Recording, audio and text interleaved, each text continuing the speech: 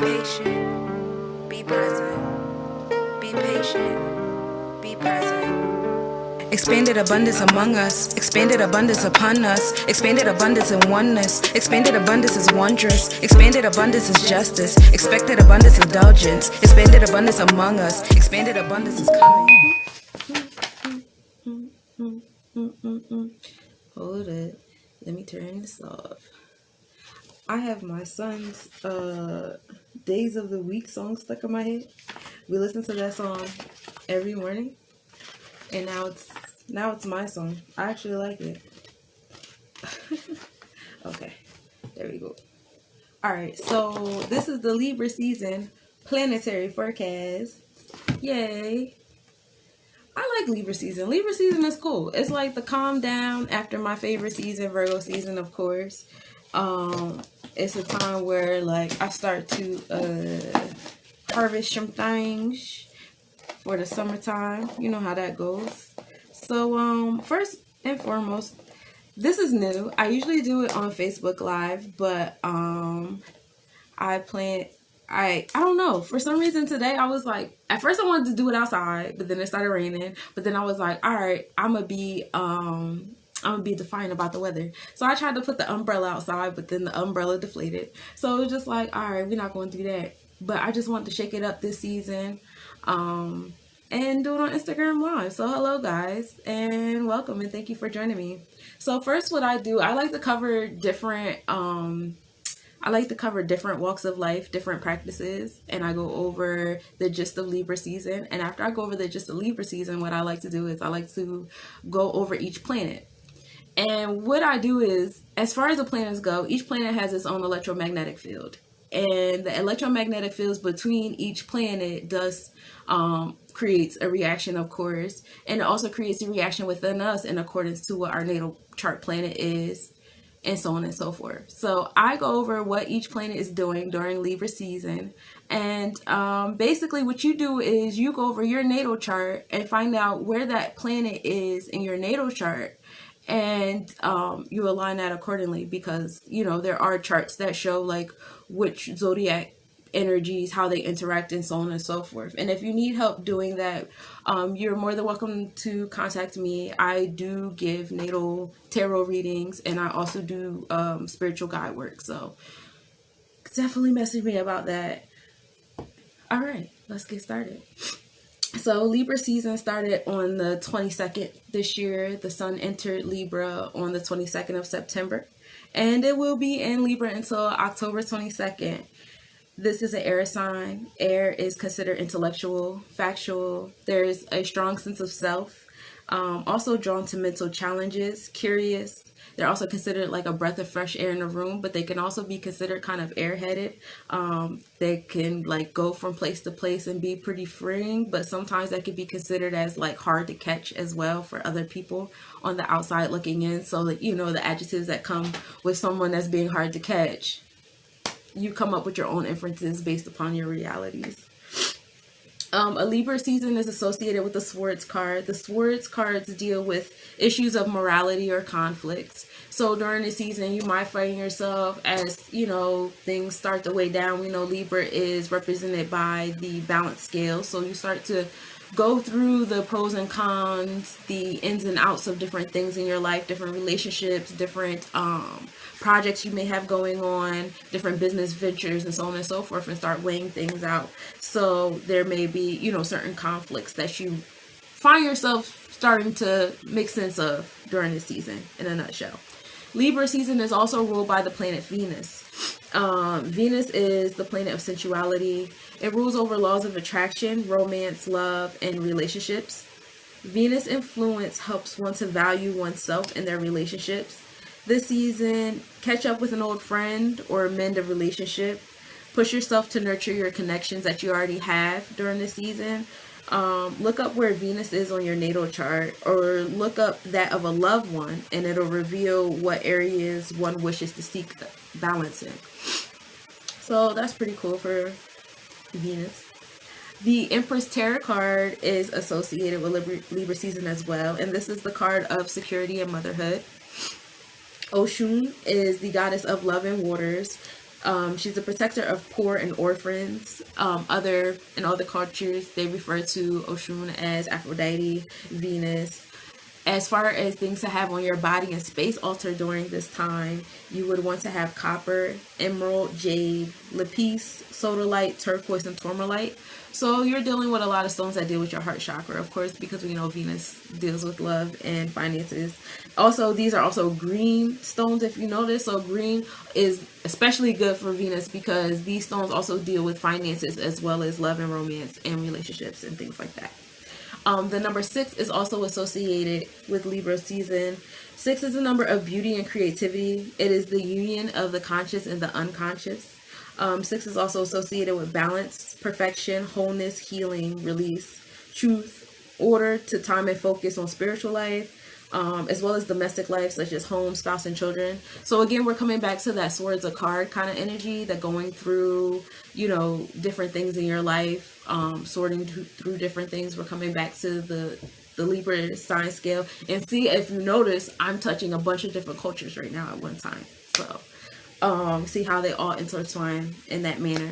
And for those of you who are not familiar with Let's Nobodies YouTube page, I do a book club with my son Ezekiel, and we've read Metu Neter Volume 1. So what I do during Libra season is I refer to the Metu Neter book as well. So when we're talking about the number 6, which we've associated with Libra season, there are 10 is the number of completion. So from number 1 to 10 is the circles on the sphere of life. So the 6th circle, or the 6th sphere, is what they call of manifestation, referring back to the number 6. This is one becomes aware that a balance or oneness must exist between the 4th and 5th sphere, which is your subjective and objective realm, spiritual and physical realm. One must be in the world and not of it. And this is the law of equilibrium. So that's what we find ourselves trying to come in tune with during the season. Referring to the 6 acts of creation in Metu Neter, this is the 9th sphere. This brings the physical and spiritual together to create. 6 is also associated with coordinator, administrator, balance. Coming back to the stones and metals to associate with balance and things of that nature. Copper, Apache chair, bloodstone, citron, jade, and onyx. So those are the best stones, and copper, of course, to utilize while trying to meditate on that, or as you go through the process of organizing and finding balance between things, and so forth and so forth.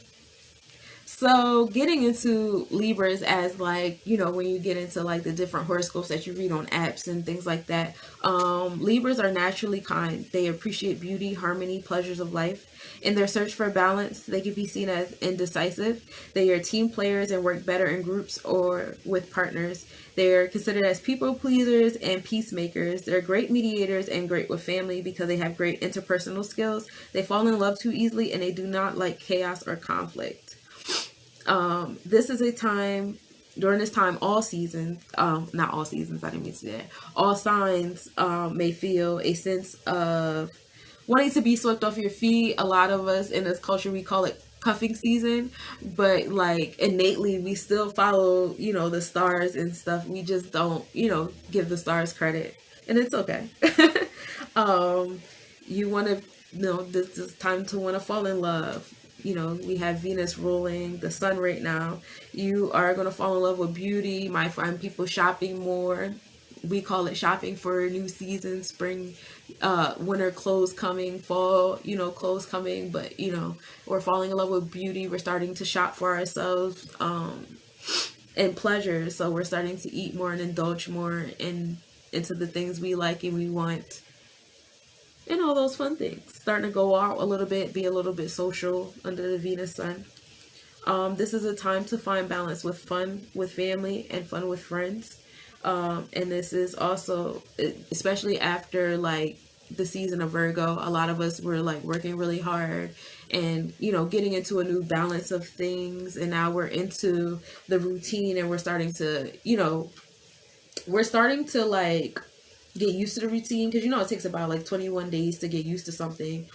And so now it's time to find a balance. Like, all right, we've been in spiral mode and working and trying to, organize ourselves and stuff like that, and we've conquered it. Yay. Now it's time to, and it's funny because I recently had a conversation with somebody and they was like, well, what do you like to do? And I'm like, well, everything I do is considered work, but I like my work, so it doesn't feel like work.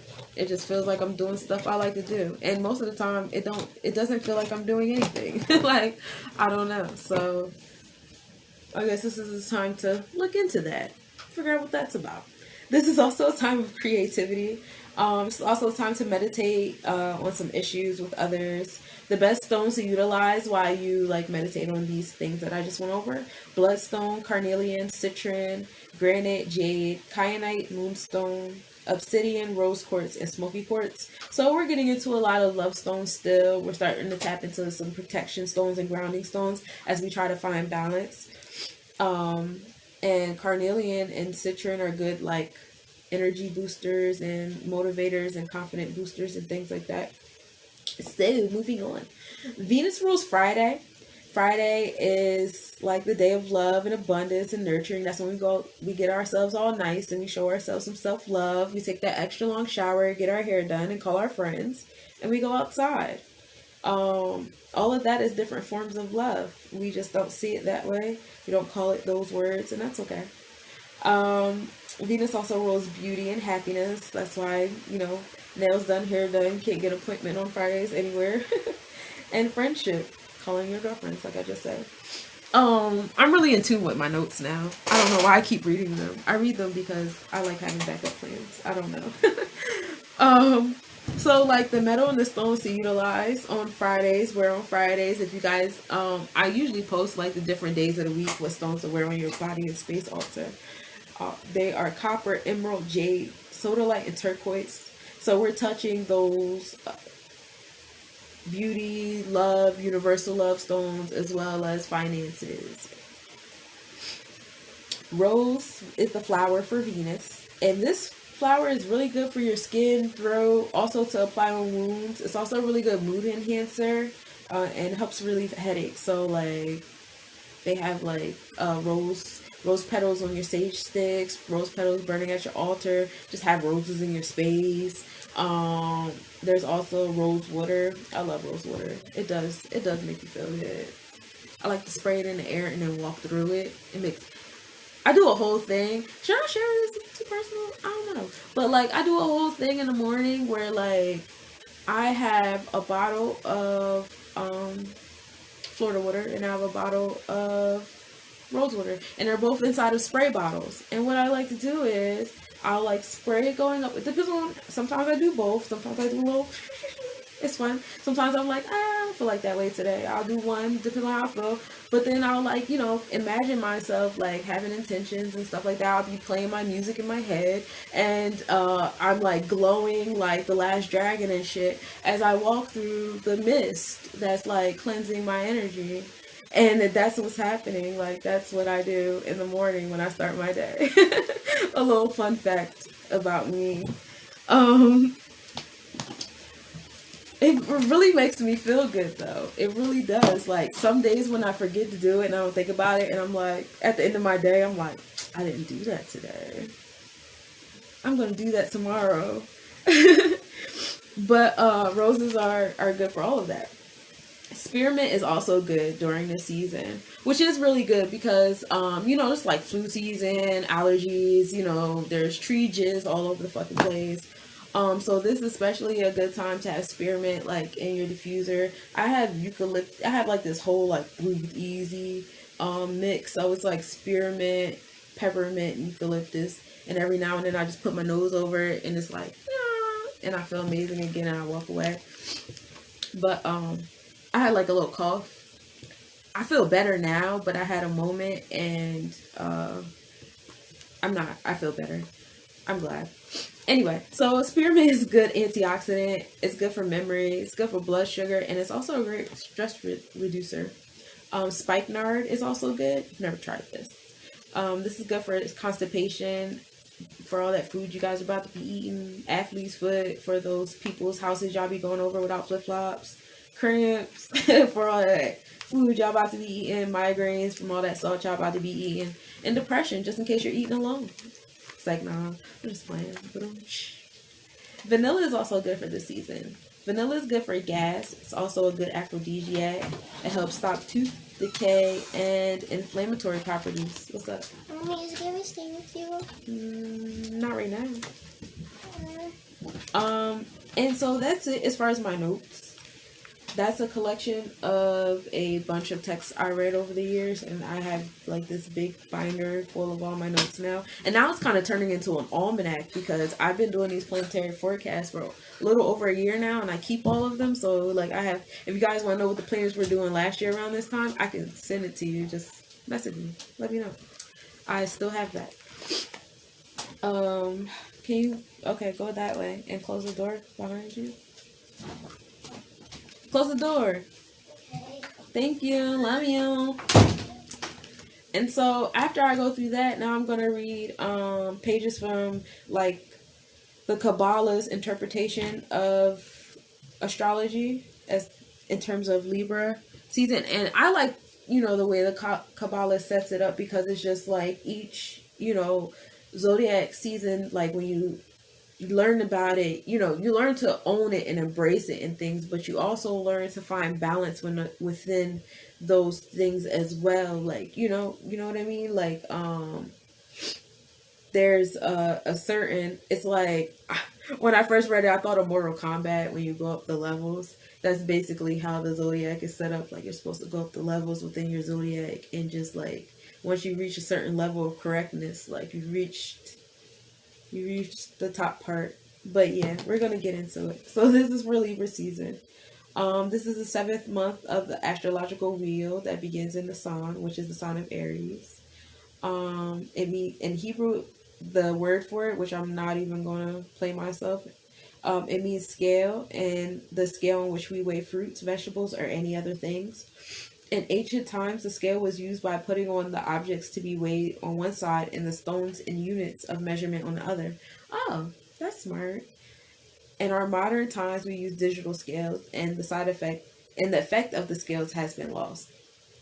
In any case, the idea of the scale is to take two opposite and different things and check the differences between them. On Rosh Hashanah, this metaphysical action is... Oh, I found a typo. Action takes place when all of our actions are being weighed, the good deeds and the bad deeds. The scales are being examined, actually, and the decision is made as to who will live and who will die, who will be rich and who will be poor, according to how the scale tips. If you guys read my book, Stories to Tell, TV, Torment, and Hell, I actually play around with this concept a little bit. The month, that was like a little shameless plug, I guess. The letter is very special as it is the only letter in the Hebrew alphabet which goes above the line. Lamed is built from two triangles, upper and lower. Oh, this season was created by the letter Lamed, by the way. We live in the physical world, but the true world is the metaphysical one. The scales can help us connect and fuse the two worlds. Lamed is the letter of learning, and that is why people born under the sign of Libra are very intellectual people who big desires to study, learn, know, and understand. The planet Venus rules the sign of Libra, and the planet rules love, couples, money, and art. Libras are romantic people, sensitive, loving, and also make good business people. They love aesthetics, music, and visual arts. Venus was created by the Hebrew letter Pi. Together, the two letters Pi and Lamed are the letters of the sign of Libra. Libras have a tendency to please the whole world, and sometimes they lose the Libran balance because they give too much. This is funny for me because I'm born on like the Virgo Libra cusp, and it's weird. Like, Virgos have people pleasing things too because of the servitude thing too, so it's like a double whammy. And then it's weird, and it's like a no turn off button. It's external and internal. It's like automatic. Because my sun, moon, Mercury, and Venus are all Virgo.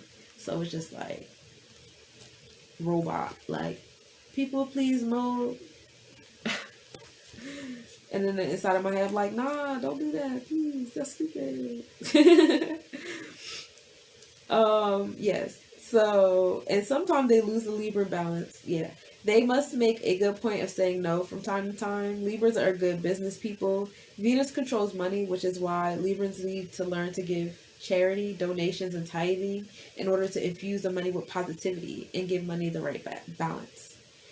The first 10 days of Libra are called the 10 days of repentance, the peak of which Yom Kippur, Day of Atonement, the day on which the verdict is given. Repentance, prayer, and charity can nullify any negativity headed our way. Okay, that makes a lot of things make sense. So that is Libra season from the Kabbalah sense. And now what I'm going to do is I'm going to read Metu Netter, and then we're going to get into the planet placements. So this is the book. I don't know if I showed you guys. And if you guys aren't in tune with us on YouTube, we do have me and Zeke, we have a reading of the first season. If you guys want to go over that, you're more than welcome to.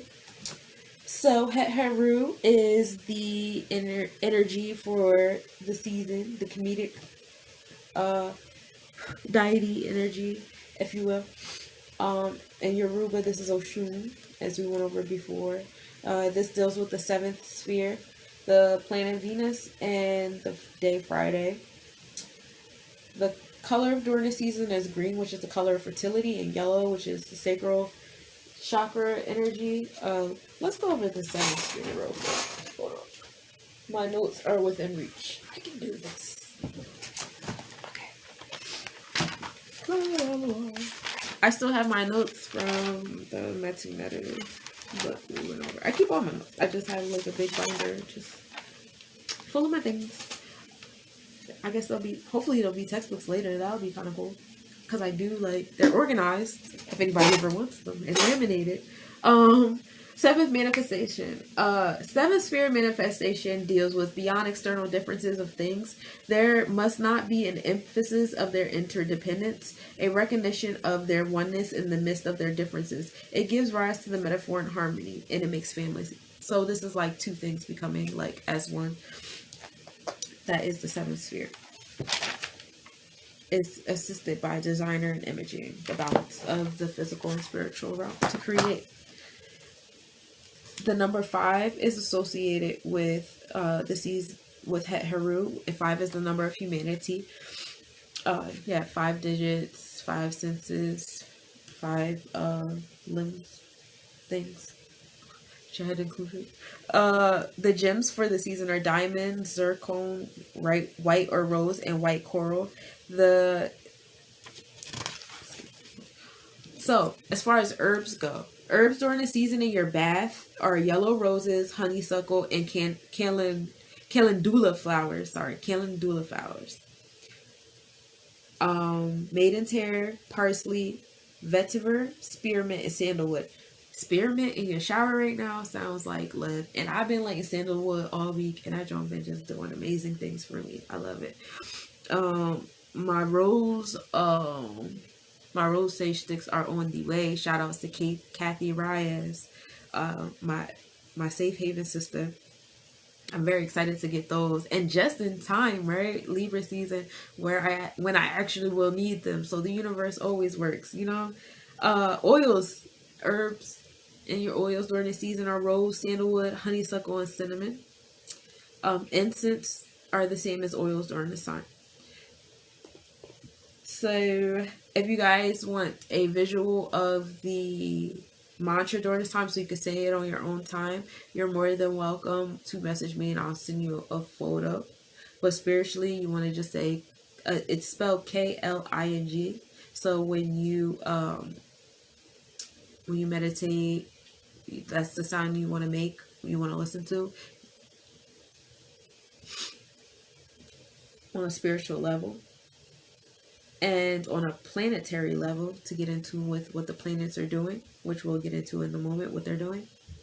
It's Ang, Aung, Drong, Drang, Dring, Dring, and Drong, Draung.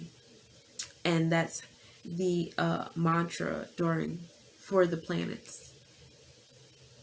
So those are the mantras for the season. The spiritual direction during the season is the southwest, and the spiritually like empty kind of it is the north. Don't face the north. That's why everybody migrates to the south. That's where I'm trying to go. I'm trying to go to Arizona, y'all. I'm on the path and I didn't even realize it. I just thought about that.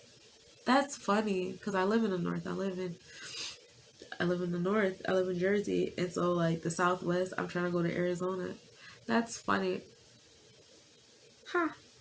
Personality portfolio during this season. Through its actions on the Kabit, which is your animal spirit, your lower being, your lower self, the cold and moist energy of Venus has the following effects on the personality, which is your sphere 9, which is your lower being, your root chakra self.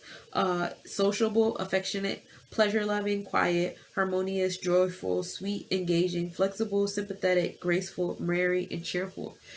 As far as your negative emotional traits during this season, that will be attacking your root chakra, centrally aberrated, shameless, neglectful, lewd, idle, wasteful, craving drugs and alcohol, motivated by fantasies and empty forms,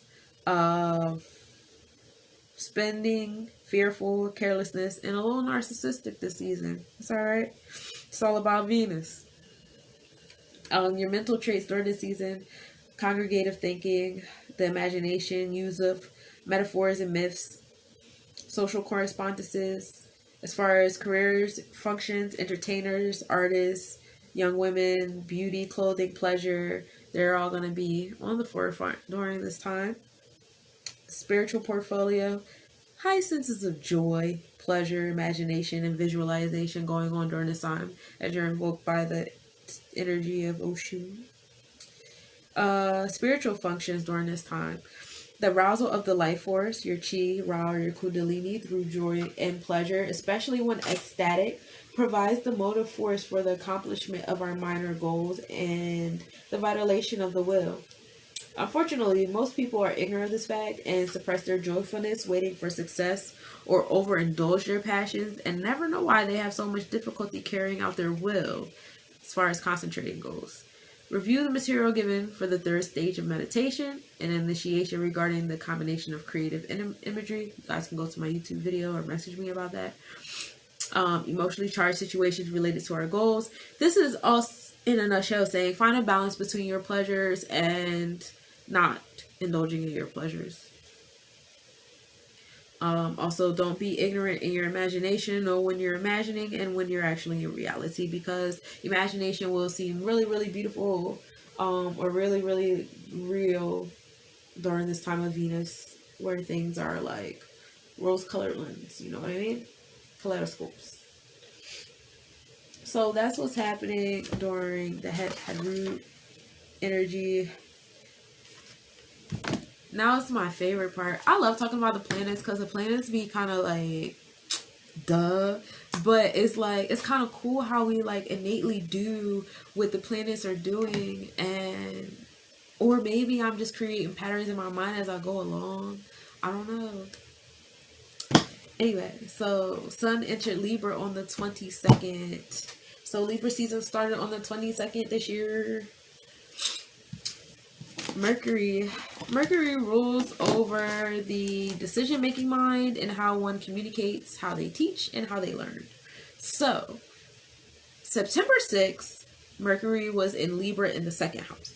So we know Libra is like people-pleasing and balance and all that stuff. So like there was like a balance a little bit. You probably weren't, either you weren't in balance and you realized it, you were in the process of getting balanced, or there was just balance was the theme during this time in your Mercury life, as far as learning and teaching, knowing when to speak and when to listen, learning when to absorb, learning when to fact check things and all those things like that. That's what September 6th, that's how we started Mercury in the second house, and this was dealing with our finances.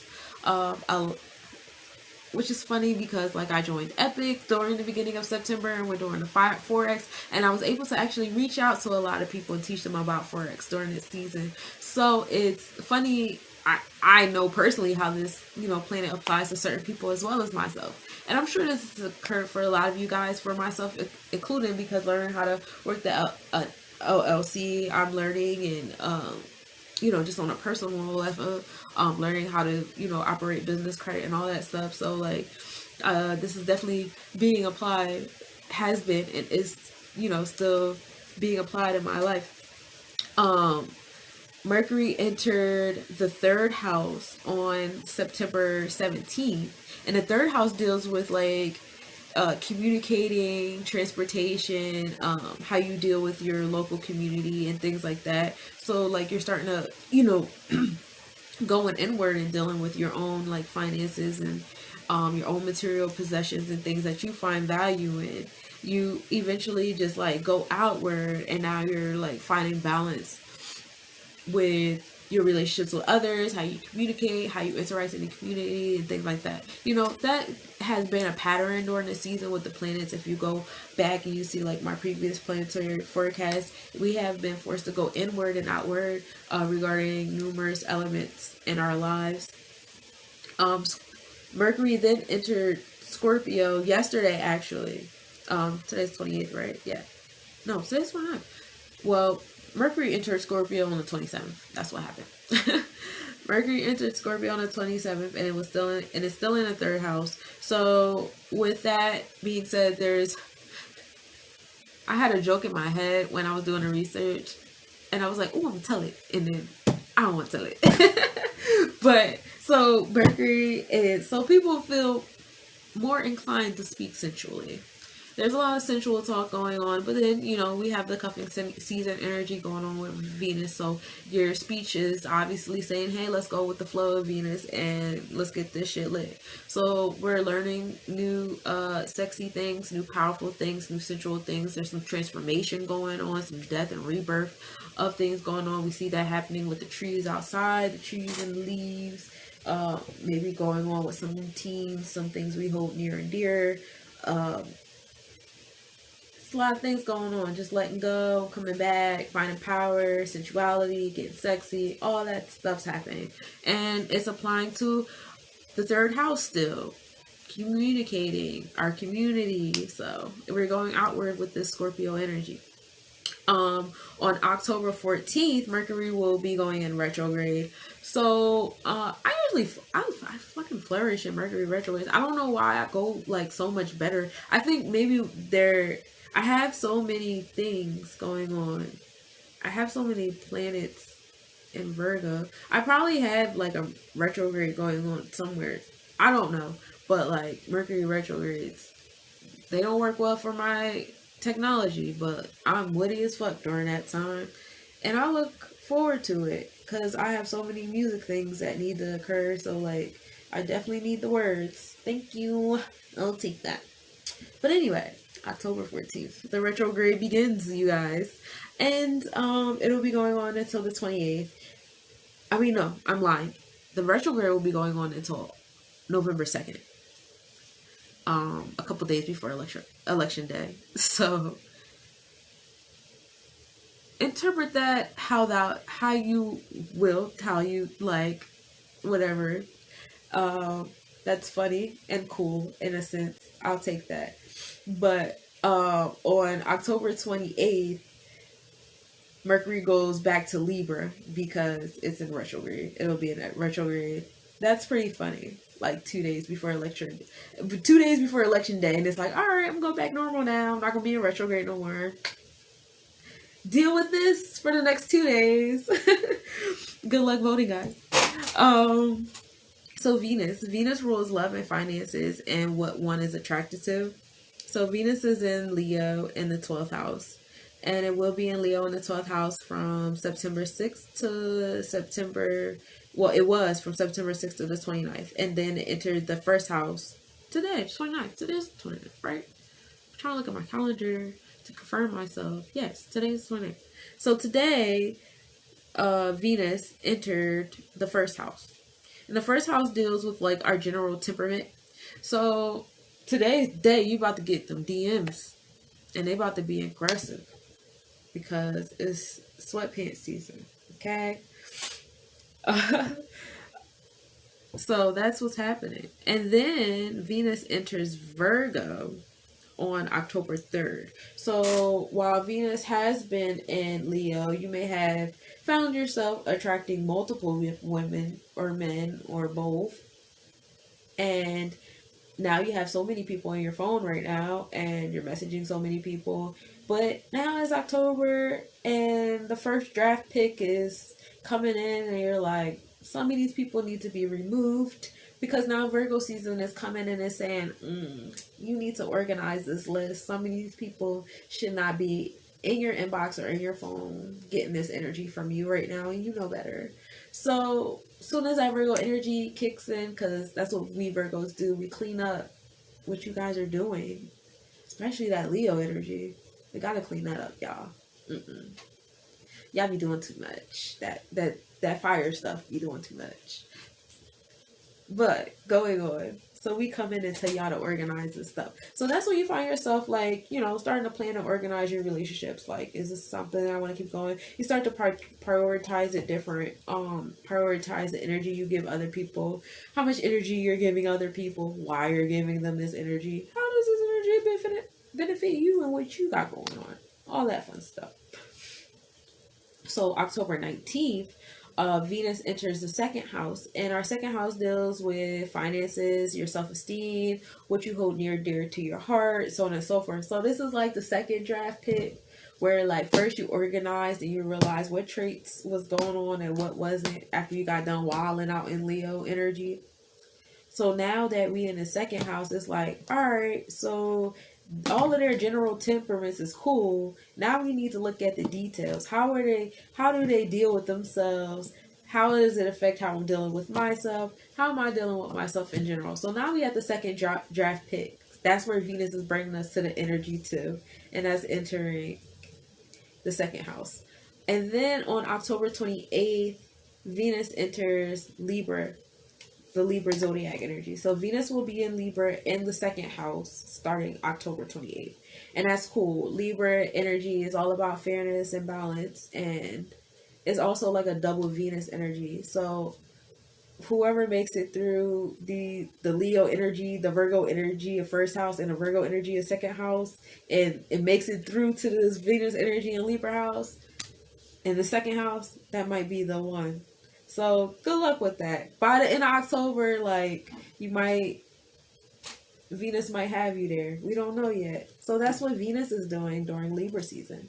That's pretty exciting. And that's what I like to do. Like, I like to put it in layman's terms so you guys understand what I'm saying. I like to, sometimes I'll, get into it in, a scientific realm so you understand what I'm saying. Like, all right, the electromagnetic energy of Venus is an electromagnetic energy of Leo, and this is what it happens, and this what might be invoked in you, and a certain energy in you. Check out where your Venus is and how that interacts with yours, because my Venus is in Virgo. So if Venus is in Leo right now and my Venus is in Virgo, it's like I'm really looking through my Virgo eyes, this is what. So I'm picky all season long. It really doesn't matter. It's just my picky is on strong because Venus is in Leo. You know what I mean? So that's how you look at it when you look at your own natal chart and you compare it to the planets in transit. And then when you look at the houses, you get into the universe is like the Russian doll, so it's never ending. But I do at least get into the houses and the zodiac signs that rule that house. So when you get into that, you can still same method. You know what I mean? So that's what's happening with Venus. Mars. Mars rules your animal instincts, like your lower self, your root chakra, your motivations, your energy, desire, how you express your anger, what makes you angry, what makes you act, and how you direct your ambition. Mars is in Aries in the 9th house, and it's in retrograde. Yeah. So with Mars and Aries, it's like that double fire energy. You may find yourself being more assertive than usual, more aggressive than usual. Find out where Mars is in your chart, and that is the area where you will find yourself being more assertive, more aggressive, more motivated or ambitious, or more inspired by right now in this season. So it being a retrograde, it might have been a little slowdown for some people. This retrograde started on the 10th. Maybe some people have been feeling tired. Maybe some people feel even more amped.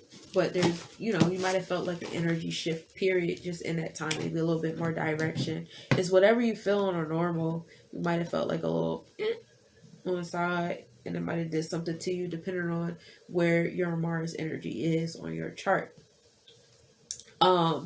Aries, Mars enters the 8th house on October 29th and will be in Aries in the 8th house and in retrograde until November 11th. So that's what's happening.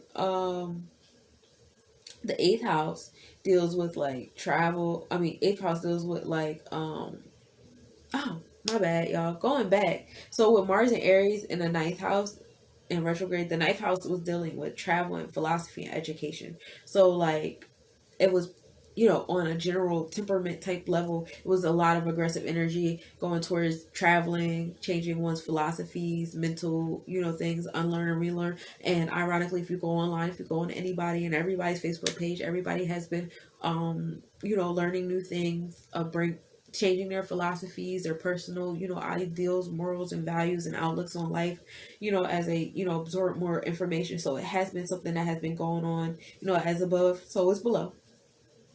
And then now coming back into Mars being in Aries in the 8th house. This deals with the Scorpio energy of transformation, of power, of sensuality. So you will feel a double assertive energy. You may feel yourself more assertive and finding a relationship, finding a partnership, a bond, a contract, changing yourself, dealing with some sort of transformation. You might feel yourself more assertive, aggressive energy because you have that double fire energy of Mars and Aries. So that's what's happening with Mars out here going Hulk on everybody. Fire. So going into our outer planets, they're doing the same thing. For the most part, Jupiter governs generosity, tolerance, law, religion, tradition, order, business, growth, wisdom, and luck. Jupiter is in Capricorn and has been in Capricorn since December 2nd of 2019, and it will be here till December 18th of 2020. And it's in retrograde right now. Well, it was in retrograde. It was in retrograde from May 14th to September 2nd, September 12th. So it wasn't retrograde. It's not. That's where we're coming from right now. It's just in Capricorn in the 5th house. And the 5th house rules over creativity, romance, children, and your confidence. So it's a lot of like that Capricorn energy of like law and order and little inkling of perfectionism, but that's more so because you like to take the initiative and be the leader type energy, and that's like a lot of people taking the initiative to be generous, to be more tolerant of other things and other people, to start like bending laws. There's also start a little transformation going on, a little bit of creativity and things going on with different businesses and growth and things like that. So we do see like a nice like shift in order with this Jupiter chilling up in Capricorn. And while it was in retrograde, it was like a nice like rewind of things going on. Like from May to September, a lot of businesses were flourishing, you guys. Like, yo, we did that, y'all. A lot of y'all got like 3 or 4 businesses right now and changed your name, bought some land. Y'all homeschooling your kids for real. A lot of y'all are living out on something that you own with your people. A lot of y'all are out there like owning like 3 or 4 businesses. A lot of y'all are out there following your dreams. We did that. From May to September. Like when you look at that on a piece of paper, it's like, oh, that's only 4 months. Yo, look at what we did. That's amazing. 4 months. Look what we did. Shit. They better watch out. Watch out. So Jupiter was chilling. It has been inside of Capricorn in the 5th house, dealing with that creativity. Saturn, moving on to Saturn. Saturn rules over your restrictions, your boundaries, depression, self-discipline, and how you distance yourself from other people. how you restrain yourself, your fears, and also your challenges. So when you look at where Saturn is on your natal chart, that zodiac energy, it kind of tells you like kind of like what you're most afraid of, like personality wise, within yourself or within others, or what something like you knock heads with and you need to kind of like come in balance with. That gets into with the Kabbalah excerpt I read earlier. But anyway, Saturn is in the fifth house of Capricorn, so you have that double like Capricorn energy with Saturn, and is dealing and is sitting also in the fifth house, so you're sitting next to that Jupiter energy of generosity and growth and business and love. So a lot of the restrictions that were put upon like our traditions and religion and laws and orders are getting like that creative, that double creative energy, because both of these planets are also in the fifth house. So and they have been, you know, in the same space together. So we have seen that, because like I said, look at what we did. As above, so is below. You know, look at what we did. And Saturn enters the sixth house on November 20th. And I would get into that, but that's not Libra season no more. Then I would be talking about Scorpio season. I would love to give you guys the cheats. I'll give you this cheat because I feel like this cheat is like a pretty dope like cheat sheet. So Saturn enters the fifth house of Capricorn. We already went over like how that energy has been intertwining from Jupiter and just like mirroring the above and below energy below. We've all been like building businesses, changing laws, changing traditions and religion and law and stuff like that.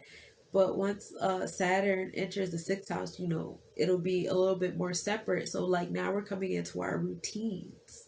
The sixth house rules over our daily routines and our health and our wellness. So all these things we've been doing like from May to, you know, September with that Saturn and Jupiter energy doing their thing. Now it's a part of our routine, y'all. Like now we're applying it to our wellness, and we're putting it more outward onto each other.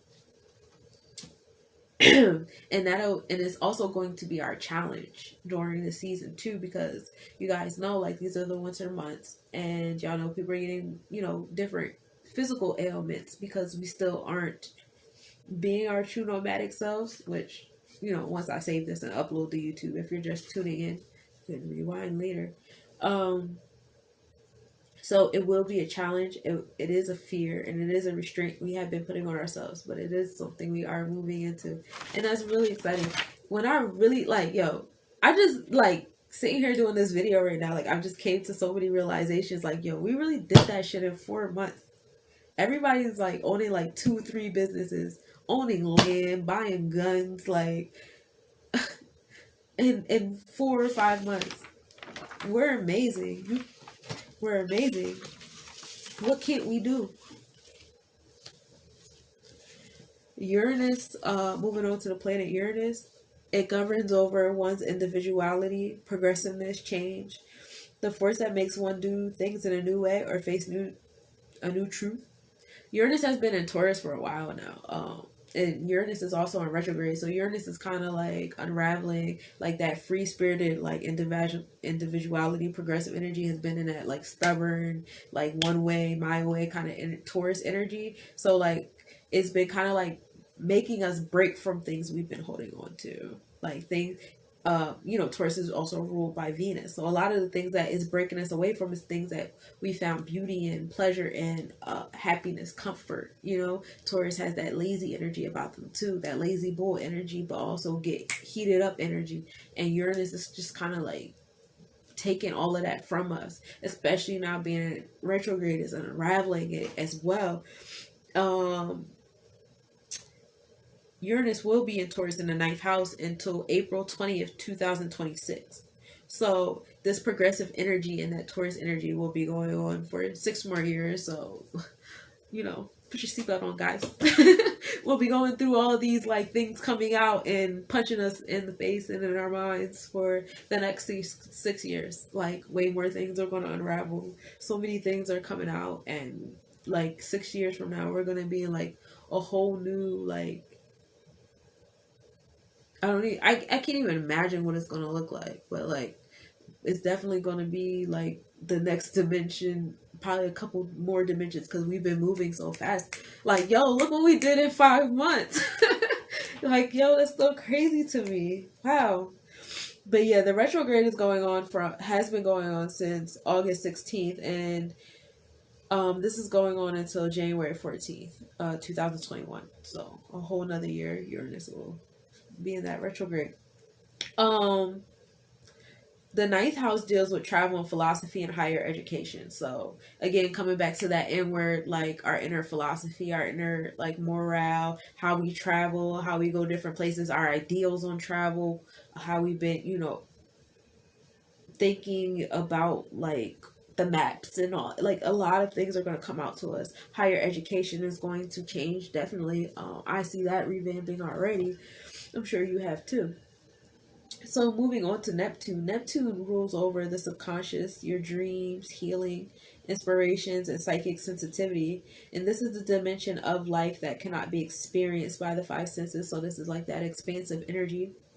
Neptune is in Pisces, which gives you like that double like expansive energy because Neptune rules over Pisces.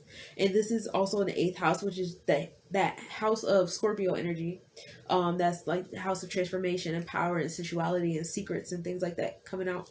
So like during the season, be mindful of not like absorbing so much expansive energy that you lose sight of reality, because as you see in this planet, there's a bit of an imbalance here. Like you have like spacey Neptune, spacey Pisces, and like mystic house 8. Like it's a lot going on here, so it could be easy to lose sight of reality and become so like sucked into like your imagination or whatever, expansive, thing you got going on. Ground yourself, definitely. Okay. So Neptune will be Pisces in the 8th house, has been since February 4th, 2012. So we've been getting fed a lot of stuff and being fed a lot of realities and a lot of things since 2012. I would like to go back to newspapers on that date. February 4th, no, was it? 2/4/12. February 4th. I was right. February 4th, 2012. I would like to go back to that date and see what that's like. What was going on? What was in the newspapers on that day? But Neptune will be in Pisces in the 8th house until January 26th, 2020.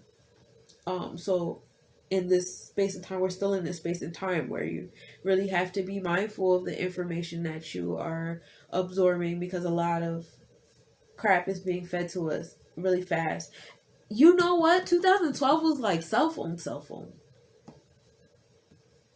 That was like, nah, that was a couple years before. No, because my freshman year of college was '08, and I had my first smartphone, but it was still trash. Okay, so yeah, that was kind of like smartphone 2012. Yeah, that's when Facebook started getting like pew like 2012, because I didn't have Facebook when I first started college. It was weird. I didn't like that shit. And people would add me, then would speak like it was weird. But yeah, that sounds about right. Like that's like smartphone, like different news media during that time. But yeah, so that's happening to 2020. So watch your information. Neptune has been in retrograde since June 22nd and will remain in retrograde until November 29th. So with the retrograde, it's probably like a lot of information that's unraveling and coming undone.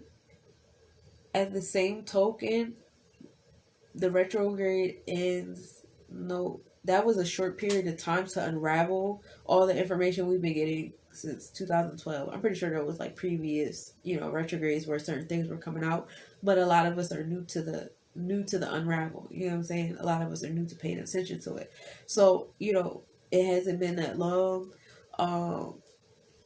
But just keep in mind at the end of November, it's going to be a lot of energy to amplify that Neptune Pisces energy back up, because that's where the energy is until January 26th. So yeah, just be mindful of the energy absorbed. Definitely stay grounded. I would always keep like brown and black stones on me at all times. I think that is like essential for all of y'all.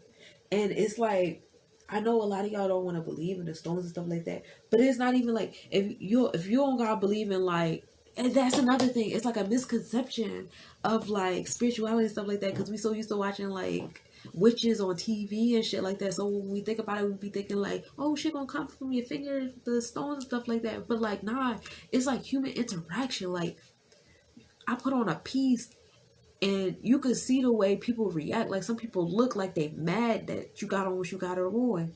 That shit, cause that shit is protecting you, is blocking you, so it's doing something to them. It's bothering them. That's blocking you, and that tell you about their energy. It open up your eyes, like, yo, why he looking at me? Like, why you mad? It's like a reaction. Like, that person see your stone and got irritated. You know what I mean? And now you see their irritation, so now you know not to go to that person. You know what I mean? It's not always like, oh, I snapped my fingers and my clothes changed, Sabrina type shit. Sometimes it's just like, it's the energy that you create when you doing what you're supposed to do. Like, when you lock your hair.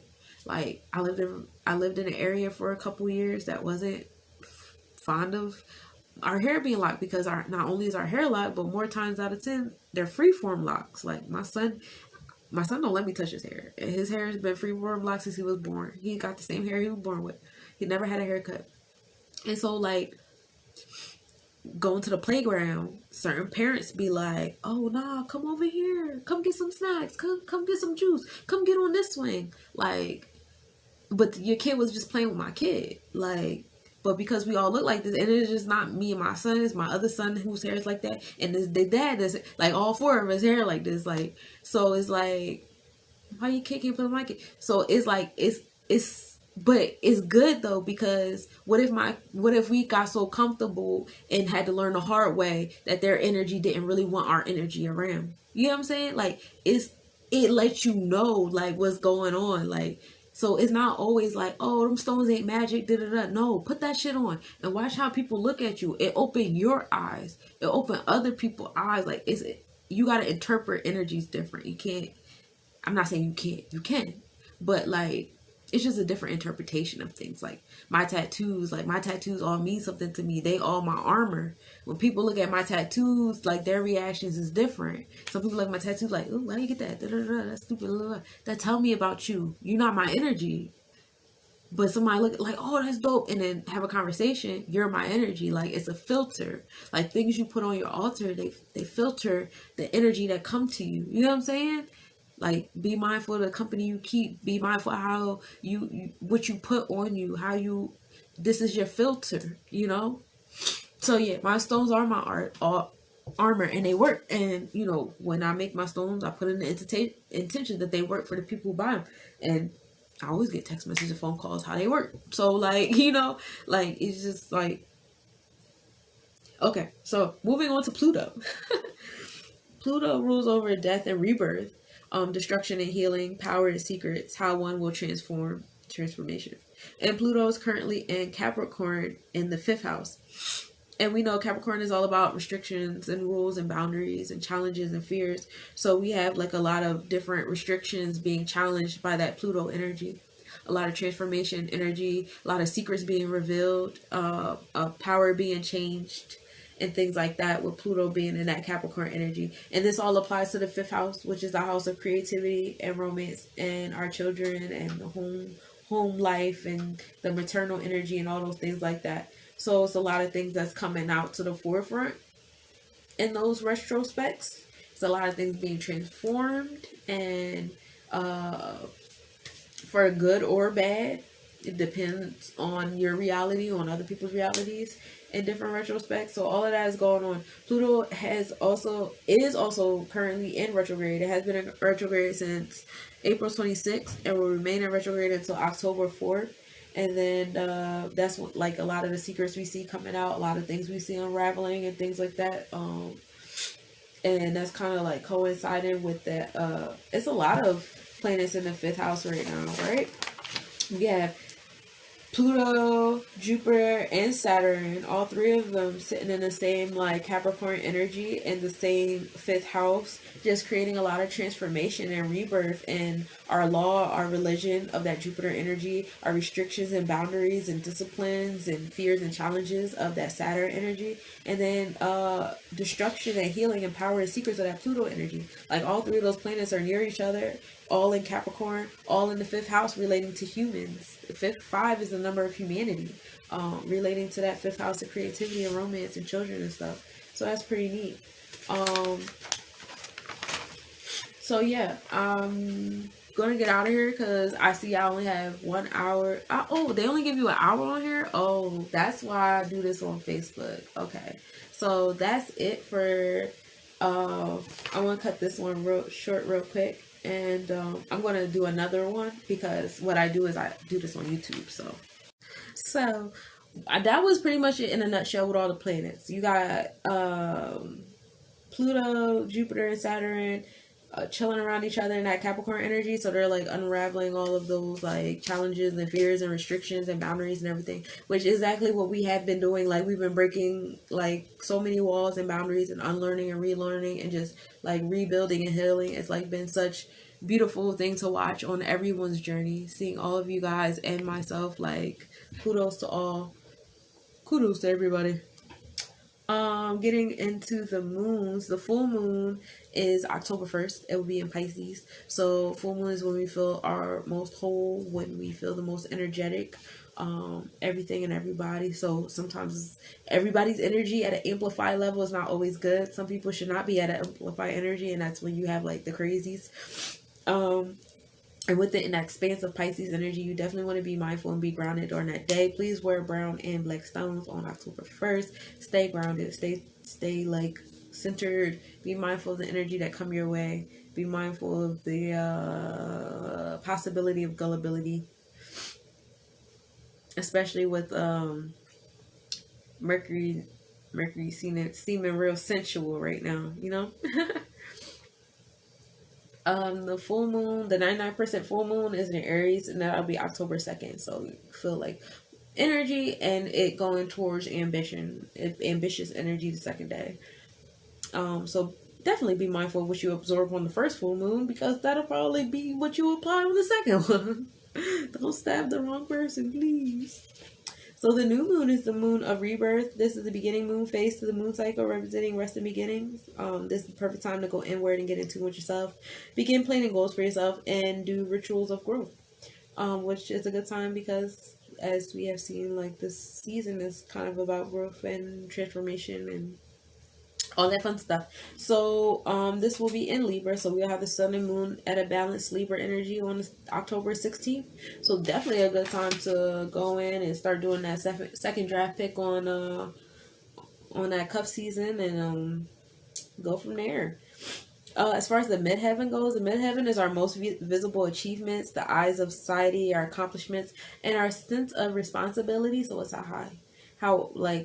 how people look at you on a responsibility level, achievement, ambitious level. And right now, midheaven is in October in Scorpio in the third house.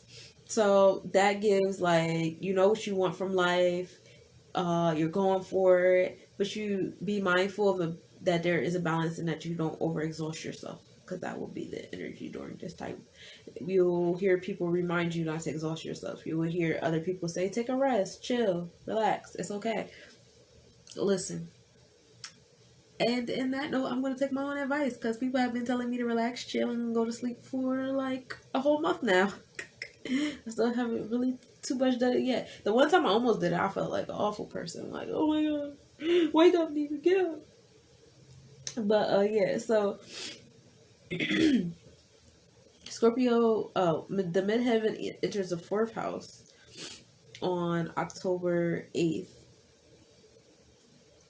And that deals... Where's my house speakers?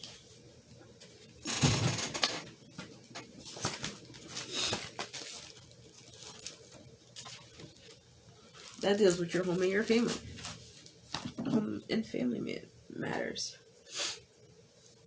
Capricorn is in the fifth. Oh, your ascendant. Your ascendant is your health, your first impression, and your overall appearance. Your ascendant is in Capricorn in the fifth house, and it is in retrograde, and it will be entering the sixth house on October 9th. And then it enters Aquarius in the sixth house October 11th. So with the ascendant in Capricorn in the fifth house, there's a certain level of reliability about the individual that would be born during this time, as well as like your overall energy, your appearance, maybe being a little bit more reliable, but also worrying a lot more about certain things, maybe a little bit more slow to get things done right now during this time, may want to dominate over others during this time, dominate certain situations, certain projects and things like that during this time. And that is in the fifth house, relating to your children and creativity and kids and your romantic life and just like inward personal things and things like that. And then when your ascendant reaches that Aquarius, that friendly, detached, free energy, you'll also feel kind of sharp and witty. You also think kind of abstract, but also pretty conservative to be like hard to catch for certain people and things like that. And that's your overall like first impression when you first meet people. I can empathize with that. I think that's me all day.